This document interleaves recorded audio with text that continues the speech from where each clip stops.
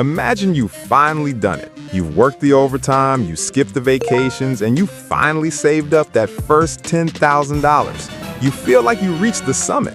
But then you hop on Instagram and see a 22-year-old influencer standing in front of a matte black Lamborghini wearing a watch that costs more than your entire house, telling you that if you aren't hustling for the flash, you're losing. And for a second, you feel it, that sinking feeling in your stomach. You look at your Toyota, then back at your bank account, and you think, is this it? Is this what being rich looks like, and I'm just doing it wrong? Here's the thing. That influencer isn't showing you what wealth looks like. They're showing you what spending looks like. There is a massive difference.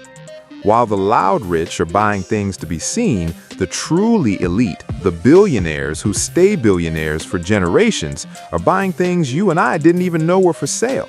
They aren't buying status, they're buying asymmetric control.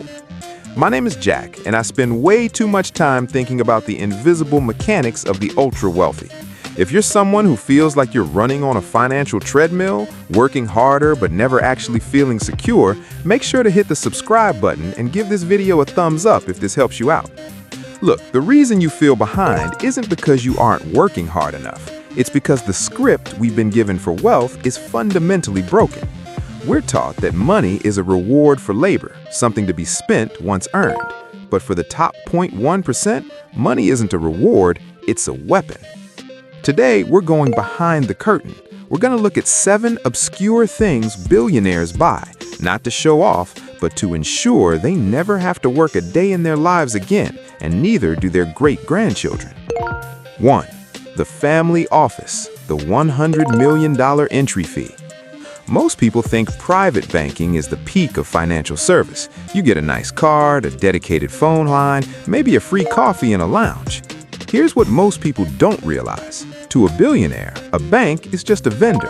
They don't want a banker, they want a family office. A family office is a private company that exists for one reason: to manage the affairs of a single wealthy family.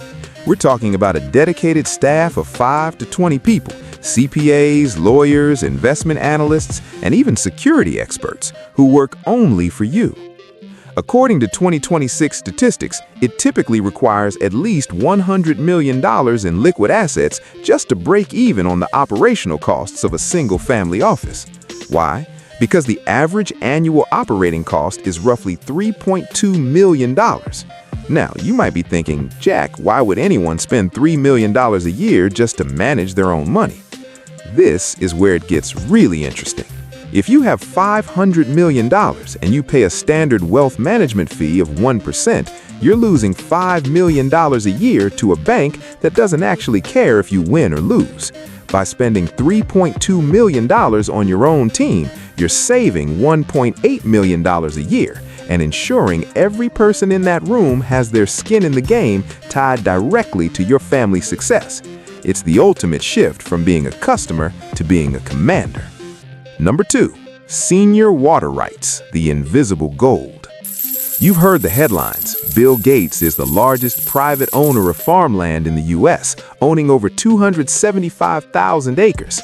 But most people focus on the dirt. Billionaires focus on what's under the dirt. In the Western United States, there is a legal concept called prior appropriation. It basically means first in time, first in right. You can own 1,000 acres of land, but if you don't own the senior water rights, you have nothing. Billionaires are quietly buying up land specifically above the Ogallala Aquifer or along the Mississippi River Delta. They aren't looking for pretty land. They're looking for senior rights that guarantee them water even during a 50-year drought. The math: while gold is a speculative asset that sits in a vault, water is a productive necessity. As climate volatility increases, the value of land with guaranteed water rights is decoupling from land without them. We're seeing wet land sell for $16,000 per acre in regions where dry land barely clears $4,000. They aren't betting on a stock market crash. They're betting on the fundamental survival of the food system. Number 3, asymmetric legal structures, the art of owning nothing. There's an old saying, own nothing, but control everything. The average person buys a house in their own name. If they get sued, that house is a target. The billionaire buys a house through a Delaware statutory trust, which is owned by an offshore blocker entity, which is managed by a family trust. If you look up the owner of a $50 million mansion in Aspen, you won't find a name. You'll find a string of alphanumeric characters. The psychology. Most people use money to buy visibility, the look at me effect. Billionaires use money to buy anonymity. Recent data shows that 75% of ultra-high net worth families established these complex, layered structures in just the last few years. They aren't doing it to hide money from the government. The IRS knows where it is. They're doing it to hide from the predatory litigation that comes with being a public target. They're buying the peace of mind that comes with being a ghost in the system. Number 4, time collapse infrastructure. We've all heard that time is money, but the middle class and the wealthy interpret this differently. The middle class trades time to save money, driving 20 minutes out of the way to save 30 cents on gas. The billionaire spends money to collapse time. This isn't just about private jets. Everyone knows about those. It's about advanced teams. When a billionaire travels, they don't just book a hotel. They buy the services of an advanced team that arrives 48 hours early. This team buys an entire wardrobe in the billionaire's exact size, stocks the kitchen with their specific medical-grade nutrition, and sets up a secure private network.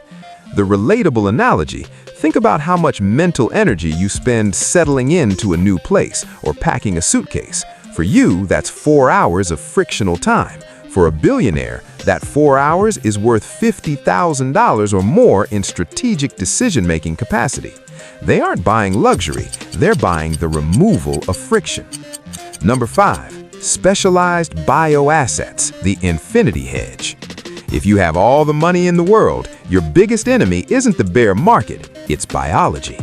Billionaires like Peter Thiel and Sergey Brin have famously poured hundreds of millions of dollars into biotechnology and longevity research. But on a smaller scale, they're buying bioassets that the public doesn't even see.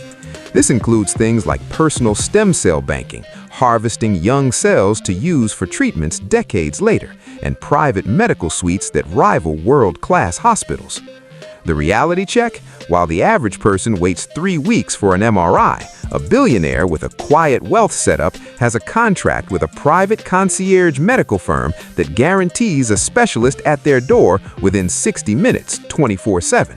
They're buying a biological head start that simply isn't available to the mass market. Number 6, systemic debt, the 2% lever. Now, you might be thinking, wait, billionaires have debt? I thought they were rich.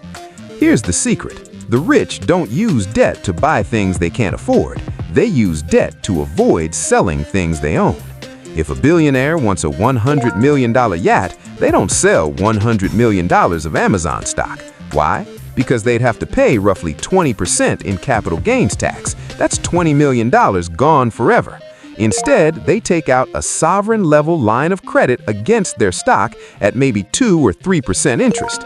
Option A, sell stock, pay $20 million tax, lose future growth. Option B, keep stock growing at 8%, pay $3 million interest. The math is simple. Option B makes them $5 million richer every year just for choosing to be in debt. This is why the wealthy often appear to have no income on paper. They live off of borrowed money that is collateralized by their growing assets. It's a legal, mathematical loophole that the loud rich never learned. Finally, we have to talk about what they buy when they think the system is at risk.